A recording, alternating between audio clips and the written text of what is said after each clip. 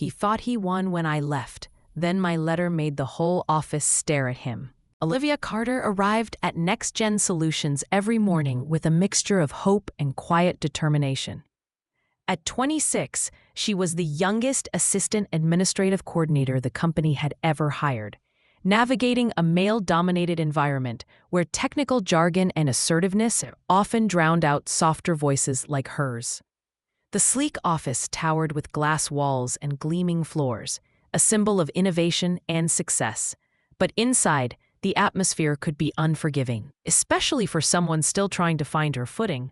Her work was meticulous, scheduling meetings, drafting summaries, and often going beyond her job description to help colleagues, sometimes without acknowledgement. She knew her value, but recognition was scarce, especially with Ethan Reynolds in the picture. He was the project manager everyone nervously admired and secretly disliked. With broad shoulders and a charismatic smirk, Ethan commanded attention not just with his ideas, but with an arrogance that bordered on disdain for anyone he deemed less competent.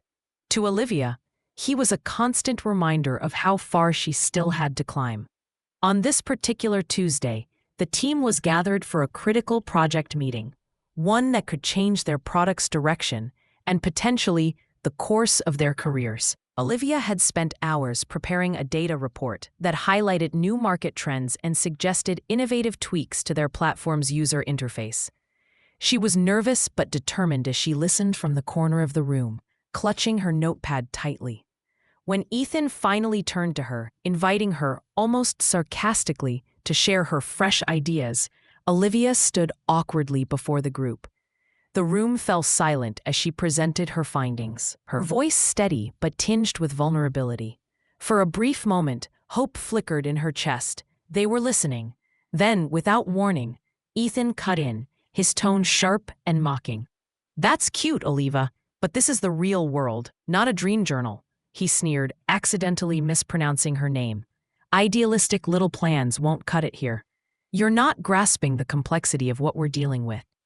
His words echoed like a slap, and laughter erupted from a few colleagues, the kind that stung more because it was so public.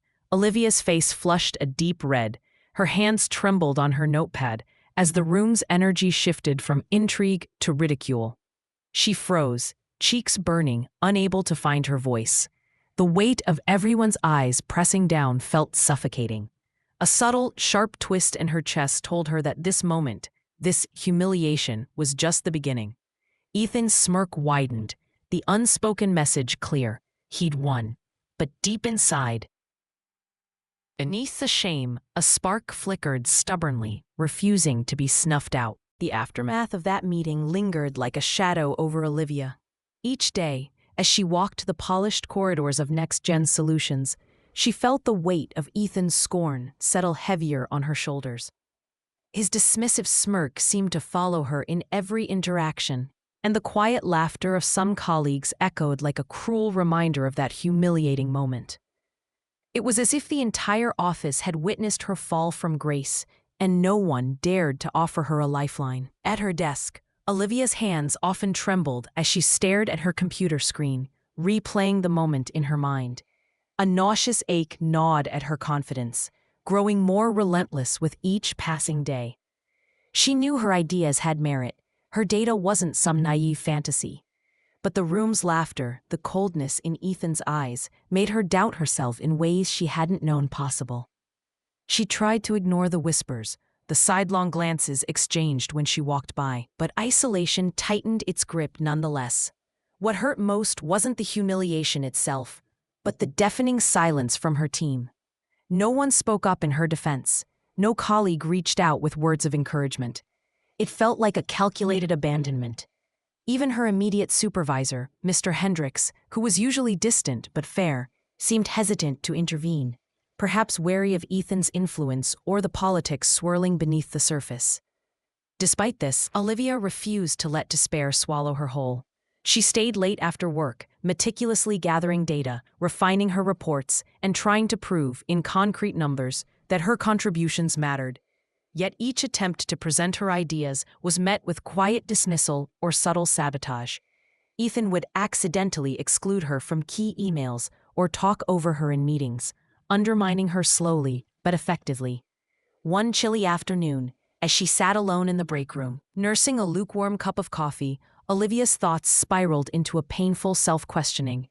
Am I just too naive? She wondered, tracing the rim of her mug with trembling fingers. Maybe I don't belong here. Maybe this is a game I can't win. Her voice was barely audible, lost in the hum of the office machines around her. But in that vulnerable moment, a tiny ember of resolve sparked within her heart. A realization that her worth would not be defined by Ethan's cruelty or by the quiet complicity of those who refused to stand up. Yet, she couldn't conjure the courage to confront him directly. The fear of making things worse nearly paralyzed her. Instead, she began to jot down notes, ideas for how she might expose the unjust environment she was trapped in, not through anger or confrontation, but with undeniable truth. If you've ever felt sidelined or silenced, you know how heavy the silence feels. Olivia's story is a reminder that sometimes the first step to reclaiming your voice is acknowledging that the problem isn't with you. It's with a system built to overlook the contributions of those who dare to be different. Her journey was just beginning, and although the path ahead was uncertain, one thing was clear. Her fight was far from over. In the days that followed, Olivia tried to regain some semblance of normalcy, though every step felt like walking through thick fog. Determined not to be defined by that public dismissal, she set small goals for herself, answering emails promptly, volunteering for extra tasks, and quietly supporting her teammates behind the scenes. She reached out to a few colleagues, hoping to build alliances, but most were hesitant, their eyes darting away whenever she mentioned Ethan or the incident. It was as if the toxic atmosphere had created invisible walls between her and everyone else. One afternoon, Olivia nervously asked her supervisor for a one-on-one meeting. She hoped to discuss ways to contribute more meaningfully to upcoming projects, maybe even earn chances to present her ideas in smaller groups. Mr. Hendricks listened politely, but offered only vague encouragement. "Keep doing good work, Olivia. That's the best way to get noticed," he said, tapping his pen without meeting her gaze. It was a small response, but she clung to it like a lifeline. Despite her efforts, setbacks piled up. An important report she submitted was overshadowed when Ethan took credit for ideas she had suggested in passing during a meeting. Another time, she was excluded from a strategic planning session, an exclusion she only learned about from a passing comment. Each slight chipped away at her confidence, yet Olivia refused to retreat entirely. She reminded herself that courage wasn't the absence of fear, but the decision to act despite it.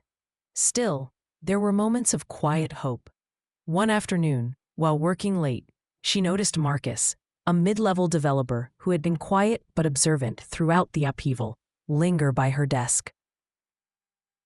He handed her a printed document, a list of emails and notes where Ethan's dismissive attitude wasn't just reserved for Olivia, but extended to others on the team. "You're not alone," he said softly. "We've all seen how he treats people. Maybe this can help." The small gesture rekindled a flame deep within Olivia. Slowly, a plan began to form, a way to confront the situation not with anger or tears, but with clarity and evidence. She started organizing her work, compiling emails, dates, and documented exclusions. The data painted a troubling picture of a toxic work environment, one that hindered not only her, but others who lacked Ethan's influence. Even as she gathered these pieces, doubt crept in during solitary moments. Would anyone listen? Would she be branded a troublemaker, risking her fragile position? The fear of further humiliation loomed large, but the alternative, silence, had become unbearable. If you've ever faced a situation where speaking up feels dangerous, where hope battles with fear, Olivia's story reminds us that the road to change is rarely smooth. It's paved with small acts of courage and the strength to believe in oneself when the world whispers otherwise. And sometimes, a flicker of kindness from an unexpected ally can light the way forward. The days blurred into a relentless cycle of tension and quiet suffering. Olivia felt the walls closing in tighter around her. Each morning, arriving at Next Gen Solutions became a battle against the gnawing dread that awaited. She tried to hold her head high, but the truth was, her spirit was breaking. One particularly brutal morning, her worst fears materialized. Ethan publicly questioned the success of a recent initiative, subtly implying that Olivia had been negligent in her role supporting the team. His words, dripping with condescension, reverberated throughout the open floor plan, drowning out any protest. Some coworkers exchanged uncomfortable glances, but no one dared challenge him. A few even snickered. That day, Olivia's face burned, not just from embarrassment, but from the raw sting of betrayal by an office that had offered no refuge. Her carefully built collection of proofs suddenly felt worthless. Was it really possible to fight a system orchestrated by someone so protected and favored? The humiliation was overwhelming. If once she felt invisible, now she felt small and exposed under a glaring spotlight. The evening after that public denouncement, Olivia sat alone in her tiny apartment, staring at her laptop screen. A flickering cursor mocked her indecision. Should she give up? Retreat into invisibility? The thought of downsizing her dreams was crushing. She wanted to scream, but only released a tear, silent, solitary, yet profound. Still, beneath the devastation, something shifted. The pain, too deep to ignore, crystallized into resolve. Olivia refused to become a footnote or a cautionary tale of failure. She was ready for change, but how? It was painfully clear that a direct confrontation with Ethan would only make things worse. His dominance wasn't just personal, it was systemic. If she wanted justice, it would take smart, deliberate action. She started drafting a letter, carefully measured, professional, but firm. Unlike the emotional outburst she had wanted to unleash moments before, this letter would be her voice. A voice that captured the truth, revealed the ongoing toxicity, detailed the impact on her work and well-being, and called for accountability. But more importantly, it would highlight her contributions and the hidden costs of letting such behavior continue unchecked. For days, she refined the letter, seeking the right tone, balancing strength with grace. The fear of retaliation was real, but her desire to reclaim respect outweighed it. The letter would be sent not just to human resources, but copied to the company's leadership, a move that felt both terrifying and necessary. If you ever found yourself at the lowest point, feeling unseen and crushed by injustice, Olivia's story whispers this truth. Sometimes the moment we hit rock bottom is the very moment when change begins. What feels like defeat can become the foundation of our greatest comeback. And sometimes, just a few carefully written words can ignite a revolution. Her next move, poised on the cusp of transformation, Olivia was ready to send that letter. After the crushing weight of the public humiliation at the fundraising gala, Maya found herself alone in the quiet sanctuary of her modest apartment. The echoes of laughter and whispered jabs still ringing sharply in her mind. The sting wasn't just in the words or the smirks. It was the way she felt utterly invisible, as though all the years of dedication she had poured into her nonprofit were erased in one cruel moment. She sank into her worn armchair, staring blankly at the framed photograph on the wall, her late father smiling proudly on the day she opened the charity, and a wave of helplessness washed over her.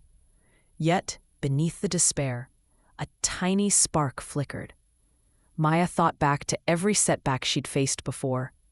The rejections from grant committees, the endless nights worrying if the food drives would reach those in need, the skeptical glances of strangers when she explained her mission. She realized she hadn't landed here overnight.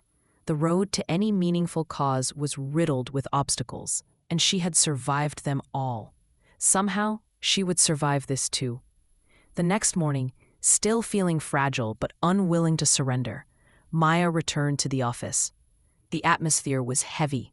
Some staff avoided her gaze, while a few whispered behind closed doors. She noticed the coldness in her board's demeanor, a stark contrast to the enthusiastic meetings she once led. Yet, as she reviewed the fundraiser's disappointing reports, a surprising invitation arrived in her inbox, an email from a local journalist who had attended the event and wanted to tell the full story. Not the gleefully twisted version circulating among critics, but the truth about the charity's impact. Reluctantly, Maya agreed to meet the journalist, a reserved, thoughtful woman named Anna.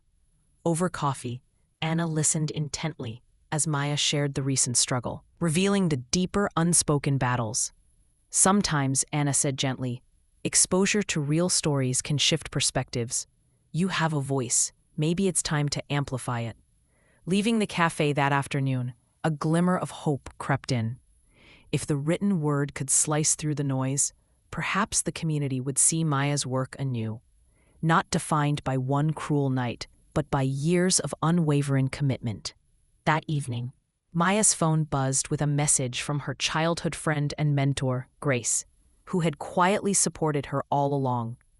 Don't let them define you. Let me help you tell the story only you can tell.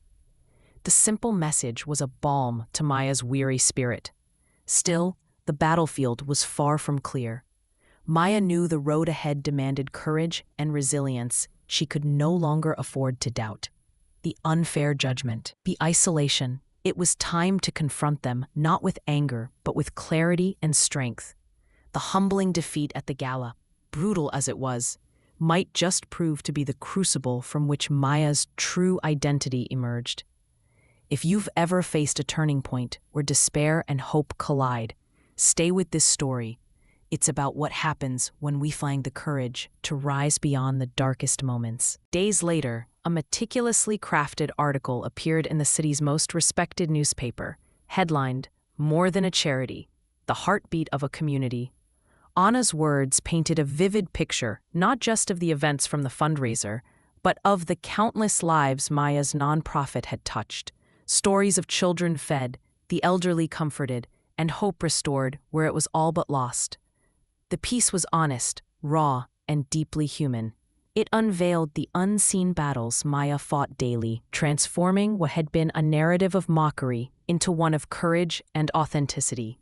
The response was immediate and overwhelming. Emails flooded Maya's inbox, some from strangers moved by the truth, others from former critics offering apologies or support. Volunteers, once distant, called to reaffirm their commitment. The board members who had been cold now sought meetings, their attitudes thawing under the lens of undeniable impact. Even donors who had turned away during the scandal returned, their trust rekindled by the powerful storytelling. However, the most astonishing twist came the very night Anna's article went live. A surprise visit from Samuel, a prominent local philanthropist, long considered an adversary to Maya's mission, left her breathless. Known for his influential network and sharp critique of grassroots efforts, Samuel entered Maya's office with a conflicted look. "I have to admit," he began, "I underestimated you and what you've built here. The article opened my eyes. I want to help, if you'll have me." Maya, cautious but recognizing a chance for change, nodded slowly. His offer included funding, resources, and access to a wider coalition of supporters, an alliance she had dreamed about but never believed possible. Meanwhile, among the antagonists who had relished her fall, whispers of doubt began to sow. The social media chatter that once mocked Maya turned reflective. Public perception was rolling back like a tide, eroding the fortress of ridicule built against her. For the first time since the gala disaster, Maya felt the heavy shadow lifting, replaced by a quiet, fierce momentum. Yet, beneath the rising tide of support, Maya remained grounded. She knew the real work stretched beyond headlines and donations. It was about accountability, transparency, and nurturing genuine relationships forged through empathy and honesty. As her team gathered that evening, spirits buoyed by the news, Maya shared a thought that echoed deeply in their hearts. This isn't just our victory. It's a reminder that even when you are knocked down, your story, if told with truth and courage, can change the world. Perhaps the most profound lesson of all was simple. Sometimes, kindness and a willingness to listen can shatter walls built by judgment and fear far better than confrontation ever could. If you've ever felt the sting of being misunderstood or judged, consider this. Letting your authentic story be heard might just bring unexpected allies into your life, opening doors you never imagined. The weeks that followed felt like a whirlwind of transformation for Maya and her team. With Samuel's support and the renewed public backing, the nonprofit's projects flourished. They expanded food distribution to reach neighborhoods previously untouched, launched educational workshops, and secured enough funding to hire additional staff. But more than the tangible achievements, the shift in the atmosphere was palpable. Maya no longer felt isolated, but embraced by a community that recognized her integrity and passion. At the next board meeting, long-absent members showed up, eager to listen and contribute. Maya stood before them, not with the fragile apprehension of weeks before, but with confidence grounded in hard-won lessons. Her voice was steady as she laid out a clear, transparent plan for growth, sustainability, and accountability. The same faces that once doubted her now nodded in agreement, some even expressing regret for their earlier skepticism. Yet, the rebuke was not lost on those who had openly mocked Maya at the gala. The very people who had laughed the loudest were now confronted with undeniable proof of her resilience and impact. One of the harshest critics, a well-known socialite who had orchestrated much of the public humiliation, approached Maya at a community event. Their eyes met briefly as the socialite extended a small, hesitant smile, a silent admission of respect. In moments alone, Maya allowed herself a rare smile, acknowledging the distance traveled. But she also reflected on what had mattered most. Not retribution, but reclaiming her truth and rebuilding trust. She had transformed humiliation into strength, rejection into opportunity. Yet the most profound change came from within. The experience deepened Maya's empathy for those who struggle with judgment and exclusion. At a community gathering, she shared, "We all face moments where we feel defeated, where our worth is questioned. But resilience isn't just about fighting back. It's about holding on to hope and finding kindness, even in the smallest gestures that reminds us we belong." The justice Maya sought was not punishment, but understanding and restoration. Her story inspired many, especially women fighting against invisibility and unfair scrutiny. It became a beacon showing that dignity and grace can rise from the ashes of disgrace. As the harsh voices faded into background noise, Maya's work blossomed, not despite the ordeal, but because of it. Her journey proved that true power lies in perseverance, humility, and the courage to keep moving forward despite doubts and fears. For everyone who's felt knocked down by life's unexpected blows, Maya's story offers a vital truth. Strength comes not from avoiding defeat, but from embracing the challenge and rewriting your narrative with compassion and courage. Days later, a meticulously crafted article appeared in the city's most respected newspaper, headlined, "More Than a Charity, the Heartbeat of a Community." Anna's words painted a vivid picture, not just of the events from the fundraiser, but of the countless lives Maya's nonprofit had touched. Stories of children fed, the elderly comforted, and hope restored where it was all but lost. The piece was honest, raw, and deeply human. It unveiled the unseen battles Maya fought daily, transforming what had been a narrative of mockery into one of courage and authenticity. The response was immediate and overwhelming. Emails flooded Maya's inbox, some from strangers moved by the truth, others from former critics offering apologies or support. Volunteers, once distant, called to reaffirm their commitment. The board members who had been cold now sought meetings, their attitudes thawing under the lens of undeniable impact. Even donors who had turned away during the scandal returned, their trust rekindled by the powerful storytelling.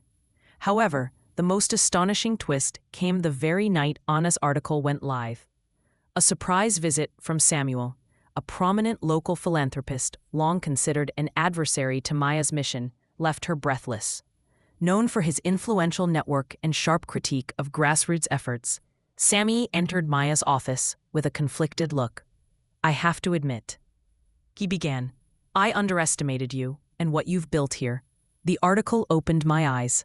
I want to help, if you'll have me." Maya, cautious but recognizing a chance for change, nodded slowly. His offer included funding, resources, and access to a wider coalition of supporters, an alliance she had dreamed about but never believed possible. Meanwhile, among the antagonists who had relished her fall, whispers of doubt began to sow. The social media chatter that once mocked Maya turned reflective. Public perception was rolling back like a tide, eroding the fortress of ridicule built against her. For the first time since the gala disaster, Maya felt the heavy shadow lifting, replaced by a quiet, fierce momentum. Yet beneath the rising tide of support, Maya remained grounded. She knew the real work stretched beyond headlines and donations. It was about accountability, transparency, and nurturing genuine relationships forged through empathy and honesty. As her team gathered that evening, spirits buoyed by the news, Maya shared a thought that echoed deeply in their hearts. "This isn't just our victory. It's a reminder that even when you are knocked down, your story, if told with truth and courage, can change the world." Perhaps the most profound lesson of all was simple. Sometimes, kindness and a willingness to listen can shatter walls built by judgment and fear far better than confrontation ever could. If you've ever felt the sting of being misunderstood or judged, consider this. Letting your authentic story be heard might just bring unexpected allies into your life, opening doors you never imagined.